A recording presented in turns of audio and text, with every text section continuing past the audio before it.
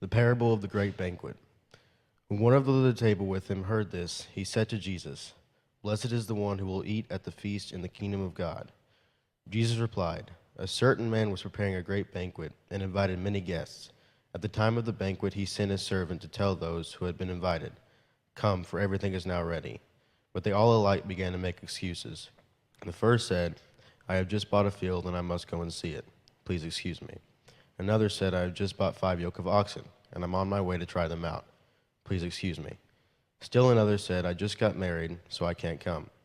The servant came back and reported this to his master. Then the owner of the house became angry and ordered his servant, 'Go out quickly into the streets and alleys of the town and bring in the poor, the crippled, the blind, and the lame.' 'Sir,' the servant said, 'what you ordered has been done, but there is still room.'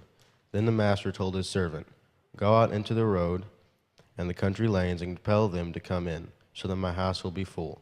I tell you, not one of those who are invited will get a taste of my banquet.'"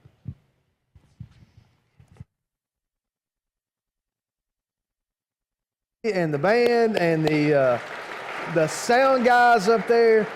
I don't know if you guys realize, so every couple weeks, because of what's going on, they've had to unhook and rehook, and then you add carpet, and it all sounds different. So if it sounds weird in one moment, like, they're working on it. And there is an end in sight. The chairs will be here in 3 or 4 weeks, and then we'll be about done in here. So just hang with us, and if you'd like to take this chair home with you, feel free to do that in about 3 weeks. All right, so have you ever lost something that was really important to you?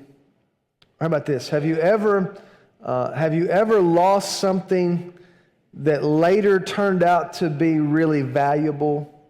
So I got a picture I want to show you. You may have seen this guy on the news. This is James Howe. He's an IT worker from Newport, Wales. And as I said, he's been on the news a lot recently.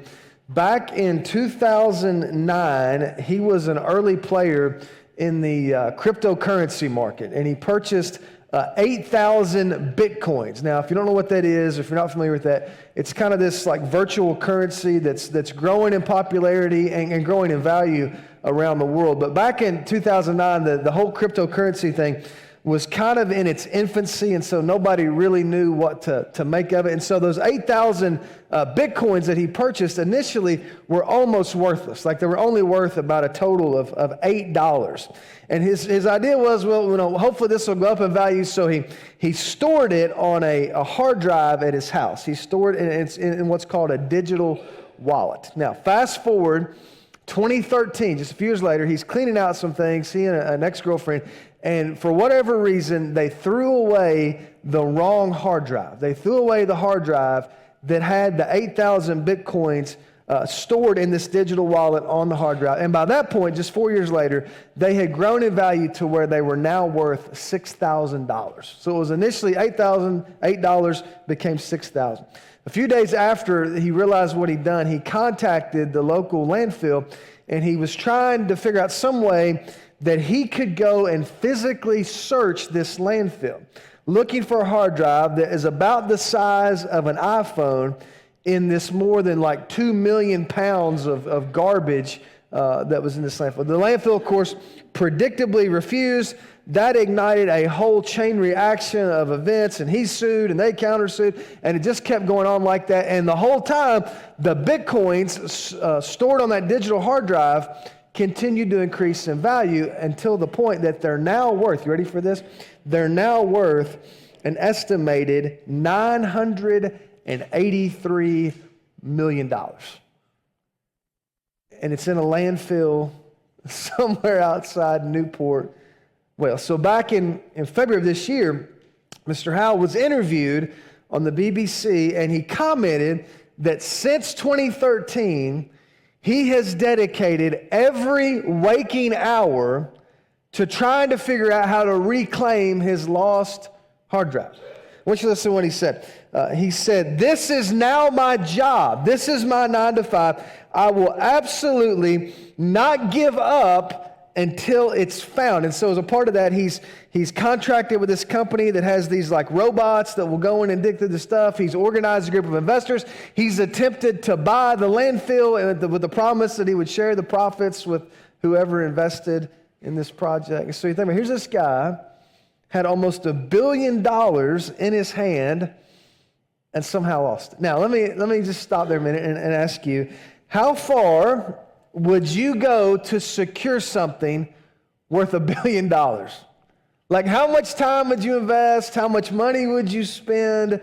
How many other people would you involve in your search? My guess is that at least initially, most of us would be just like him. We would say, you know what? I'm going to do whatever it takes for as long as it takes to secure this thing that is so infinitely valuable.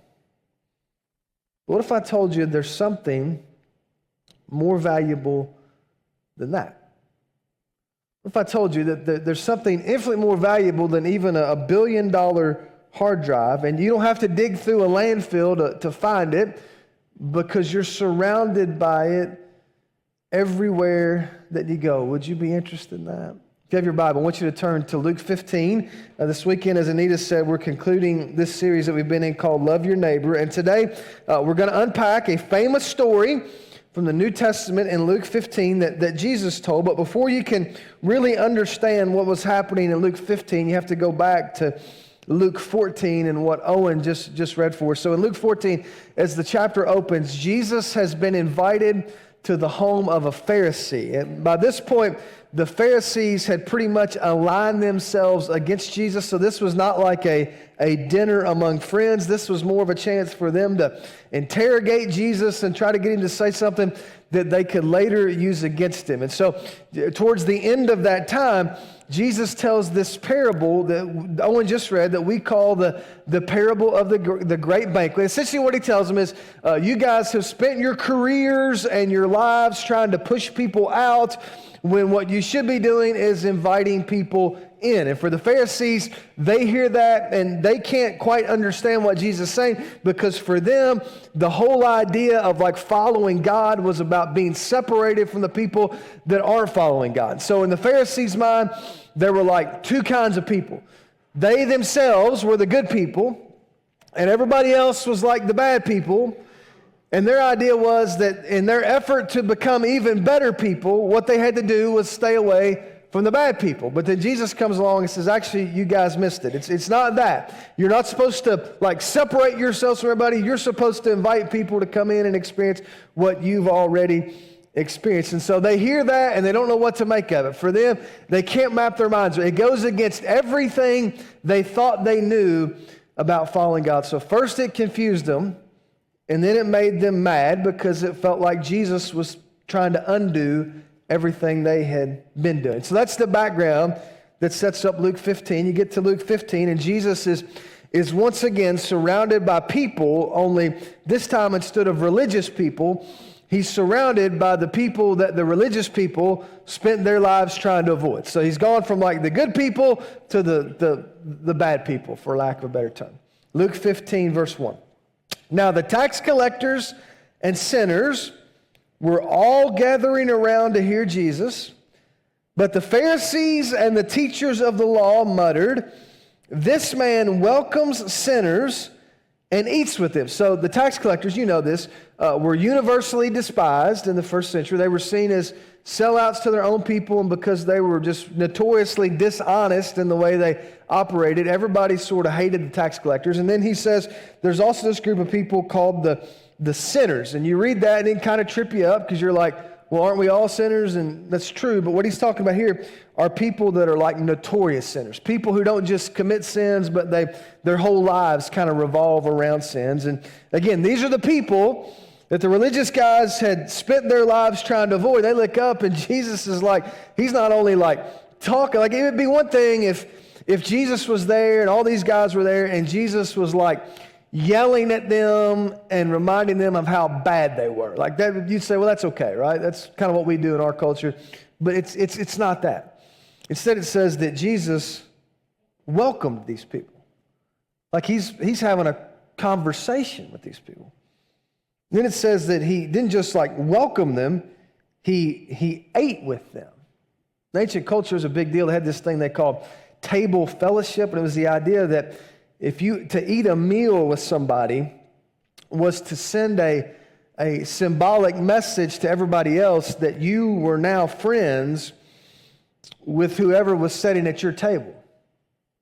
So here's these guys, they say, like, if this guy was any kind of religious leader, if this was any kind of like rabbi, he wouldn't be caught dead talking to these people, much less eating with these people. This is the kind of thing that drove them crazy. And so they did, and you see it there in verse 2, they did what religious people tend to do. They started complaining. They started kind of muttering. If they'd had the technology, they'd probably started a group text and a, private Facebook group and put all the new developments in there so nobody missed anything. And so they're just kind of appalled by this. They don't like what's happening. And so they're just sort of complaining among themselves. And Jesus picks up on that. Jesus realizes what's happening. And so he launches into this story. In fact, he launches into 3 consecutive stories. And they all make essentially the same point and follow the same pattern. It's the story of the lost sheep, the lost coin, and then the lost son. At the end of the chapter, you might remember it as the prodigal son. And because we don't have a whole lot of time, we're just going to deal with the first one. But this was if you get the first one, you understand the rest of them because they're all essentially the same. The parable of the lost sheep. Here's what he said. Then Jesus told them this parable. Suppose one of you has 100 sheep and loses one of them. Doesn't he leave the 99 in the open country and go after the lost sheep until he finds it? And when he finds it, he joyfully puts it on his shoulders and goes home. Then he calls his friends and neighbors together and says, rejoice with me, I have found my lost sheep. I tell you that in the same way, there will be more rejoicing in heaven over one sinner who repents than over 99 righteous persons who do not need to repent. So there's 3 things you see in this story. And again, if you get this one, you kind of understand the rest of the chapter. So here's the first thing I want you to notice is that something of value was lost.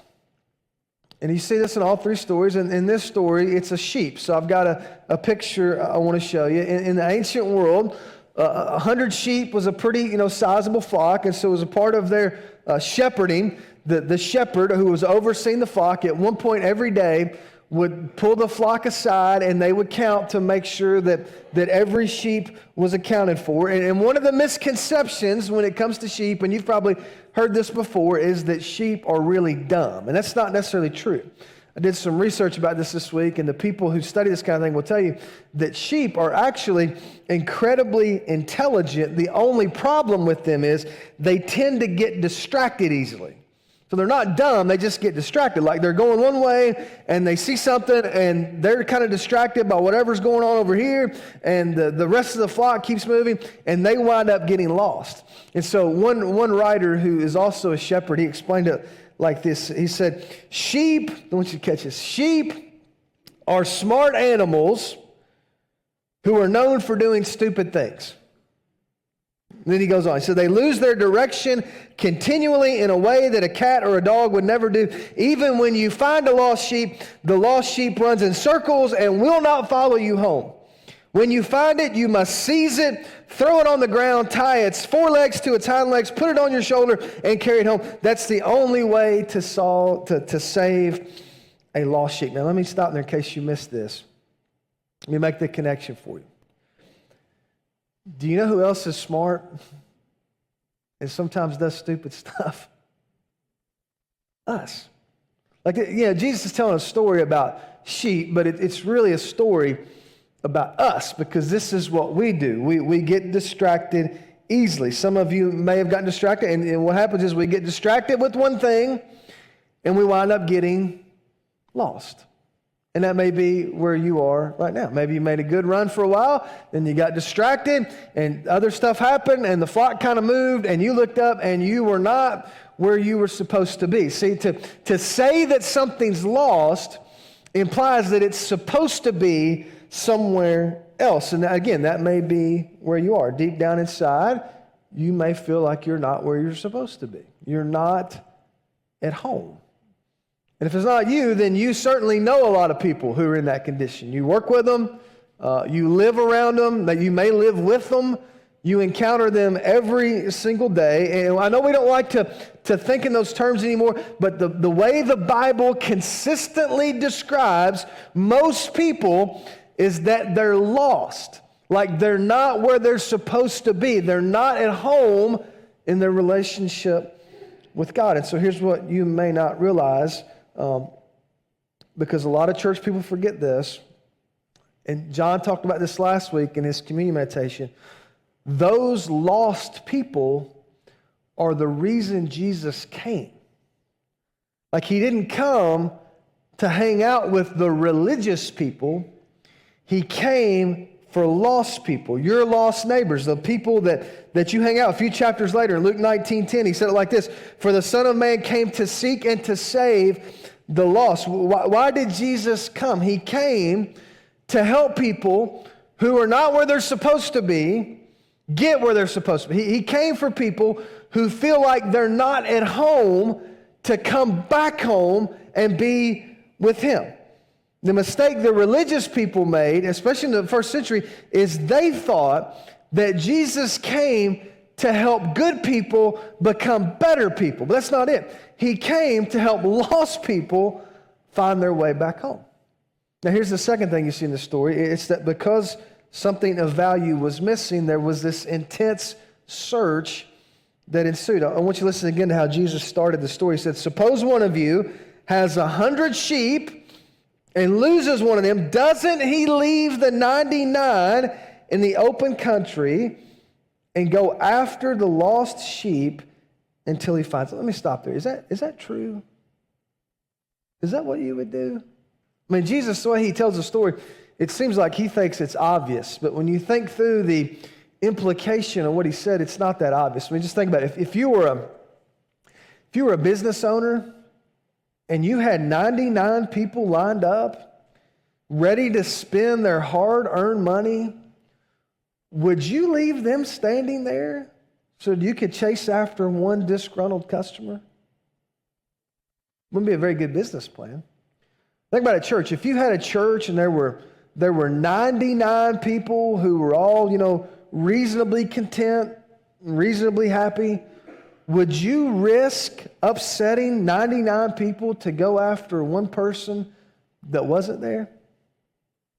Jesus acts like it's obvious, but when you think about it, it's really not all that obvious. And the truth is that's not what most businesses do, and it's not what most churches do. Honestly, and you know this, most churches are hesitant to risk anything to reach anybody, much less to risk everything to reach just one lost person. Yet, according to Jesus, from heaven's perspective, the math works differently. It's hard to explain it, but for some reason, Jesus said that when something of value is lost, that's the thing that takes priority over everything else.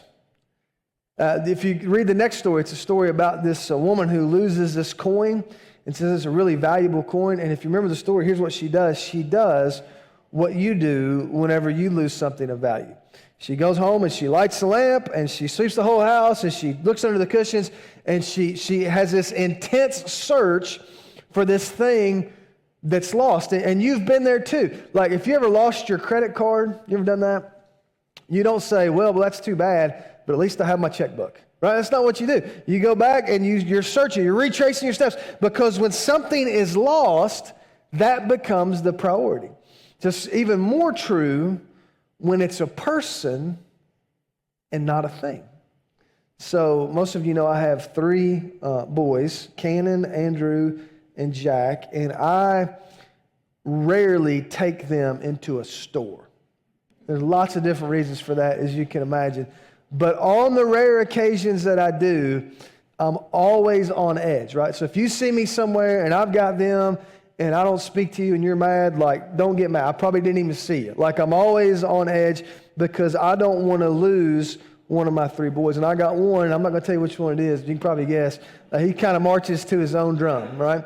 And so on one of those rare occasions, just a few weeks ago, I took all 3 of them to the store, and for about 10 seconds, I lost track of one of them. And you can guess which one it was. And it's amazing, it's amazing what can go through your mind in 10 seconds, right? Like the worst case scenarios. And you're kind of panicked and you're trying not to, show it and all that kind of stuff. And you're looking around, you don't want to lose that. But here's what you don't do. Here's what I didn't do. I didn't say, boy, that's too bad. But at least I know where the other two are, right?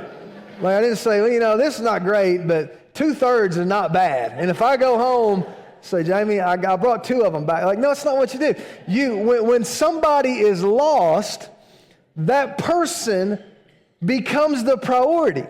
And you say, I'm not going to do anything else until we get our hands on this person. When a person is lost, that person becomes the priority.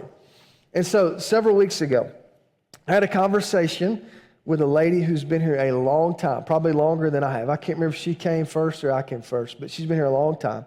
And she asked me a question. It was a good question. She said, how big do you think our church should get? It's a good question. And I understood where she was coming from. It's not like it used to be. There's more people. And even though there's more people, things start to change, and change is hard, and you don't know everybody, and maybe you feel like you know less people than you knew before, and sometimes the parking lot's a mess, and sometimes it's crowded, and you're trying to pick up your kids, and sometimes it gets backed up, and it's a little bit frustrating. And then that doesn't even count like all the money, right? Like you're like, we keep adding seats and moving walls and hiring people, and there's all this money. And all of that is true. And all of that is hard. And maybe you don't get the personalized attention that you felt like you used to get. And I get it. But in the course of our conversation, I explained to her, as good a question as that is, it's the wrong question. The question is not how many found people can become a part of our church. The better question is how many lost people are in our community. And until you answer the second question, the answer to the first question doesn't much matter. Jesus said when it's a person that's lost, that person becomes a priority. And so the question is not how big should we get? The question is, are there still lost people in our community?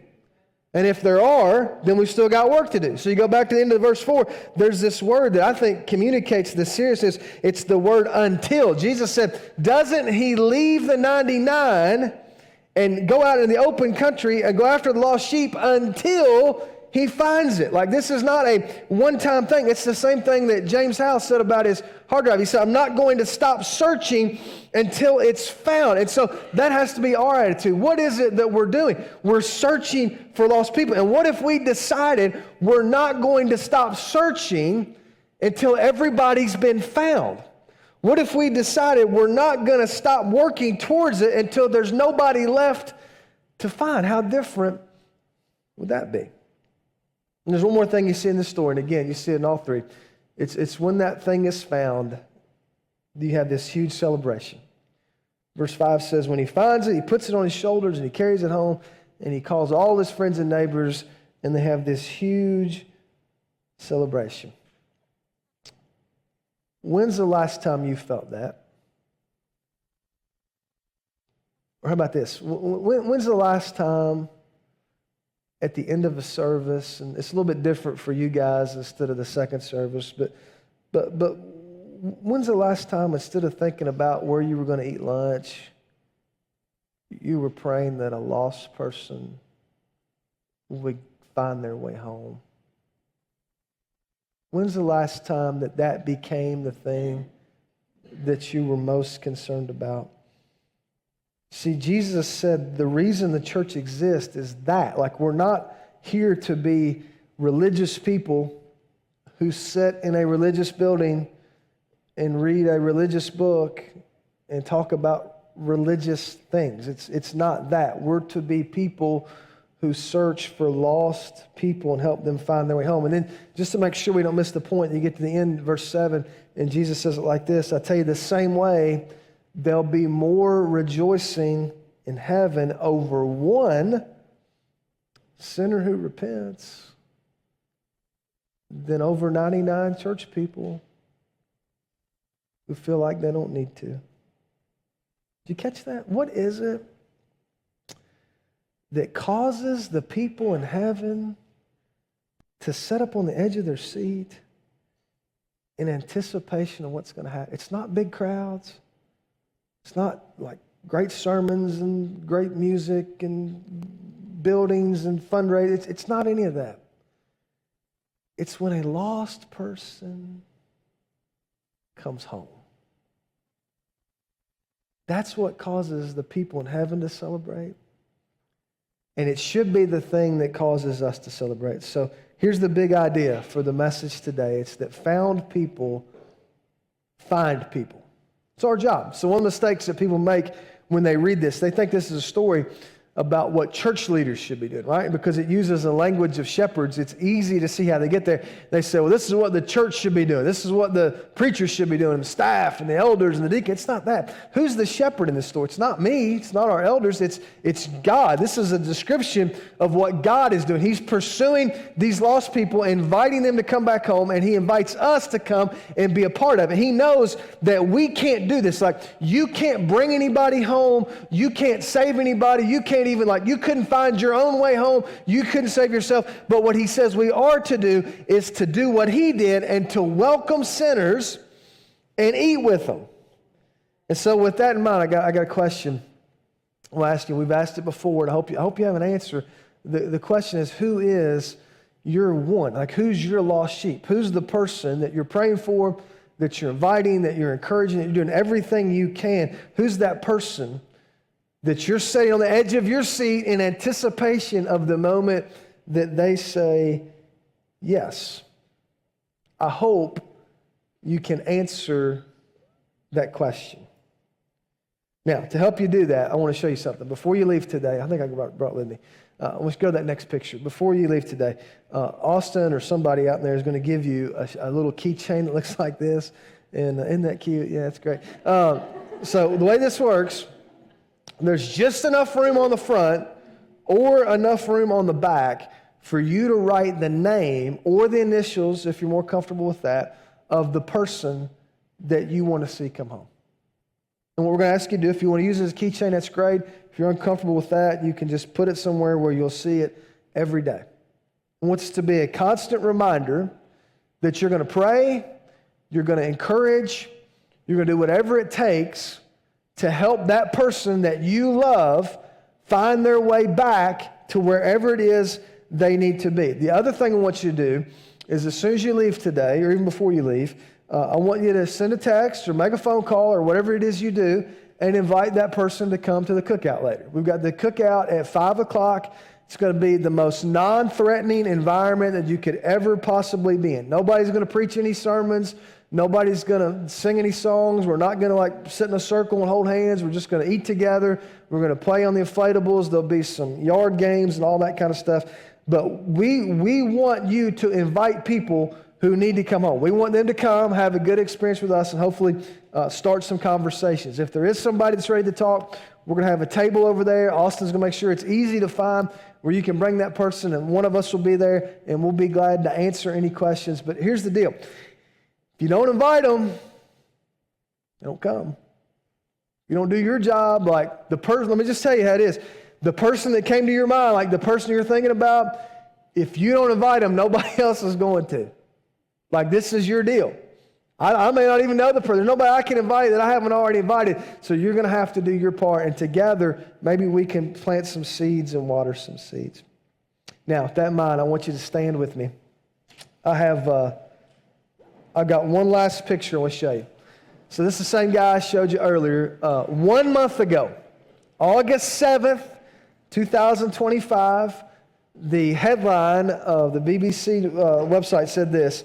This is the end of the Newport Bitcoin saga. The article went on to describe how after all these years of all these lawsuits, the High Court of Appeals in London has ruled against Mr. Howe, and they've made it clear that he has no legal recourse. Like, the hard drive no longer belongs to him. It's in this landfill. There's nothing he can do. And so in the interview, they interviewed him after the decision. He admitted that from now on, he realizes it's over. Like, there's nothing that he can do. And then they announced they're going to turn the landfill into a solar farm. So sometime in the next 24 months, it'll all be over, and he won't have an opportunity to do it.